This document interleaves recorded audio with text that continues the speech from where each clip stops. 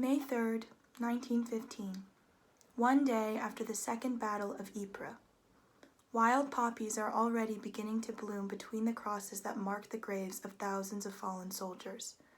One of these soldiers is Lieutenant Alexis Helmer, a friend of Canadian physician Lieutenant Colonel John McCrae. Inspired by the sight of the poppies, McCrae will then channel the voices of the soldiers buried underneath them to author the poem In Flanders Fields, to honor his late friend's sacrifice. November 11th, 1918. An armistice is signed by the Allied powers in Germany, effectively ending World War I. This day will later come to be known as Veterans Day. 100 years later, November 2018, a middle schooler with glasses and braces receives a piece of music titled In Flanders Fields from her course teacher.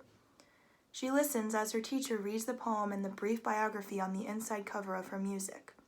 She watches her teacher sit down on the piano bench and say, "This is important. Listen." I was the middle schooler with glasses and braces, and at first I didn't understand what my teacher meant.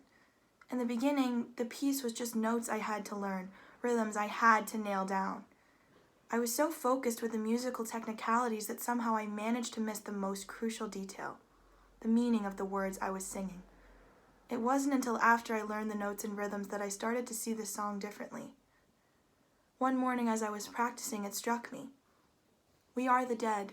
Short days ago, we lived, felt dawn, saw sunset glow, loved and were loved. These soldiers were real people. They had names, faces, families. They lived beautiful lives, full of warmth and love, and yet they gave it up to fight for their countries. Take up our quarrel with the foe. To you from failing hands we throw the torch, be yours to hold it high. Many soldiers didn't come home, and now they were looking to our generation and the generations that will come after to continue their fight. These truths reveal that although In Flanders Fields was written over a century ago, it continues to epitomize the essence of Veterans Day by honoring and thanking veterans. Following the publication of In Flanders Fields in December of 1915, the poppies McCrae mentioned came to symbolize those who have given their lives in battle. Known today as remembrance poppies, they are worn on Veterans Day to commemorate veterans who have died for their country. Poppies are an age-old symbol of life, and their meaning deepens in the song. As the poppies grow over the graves of fallen soldiers, they show that no matter the circumstances, life will go on. Natural cycles will continue. Flowers will keep growing. This constant cycle may seem disheartening, but to me it places even more importance on the value of remembering. After all, as life goes on, our memories remind us how we got where we are. Remembering our veterans is how we thank them, how we ensure that they didn't die in vain. And that is what Veterans Day is all about, remembering and saying thank you. Today, when I think of Veterans Day, I am reminded of In Flanders Fields.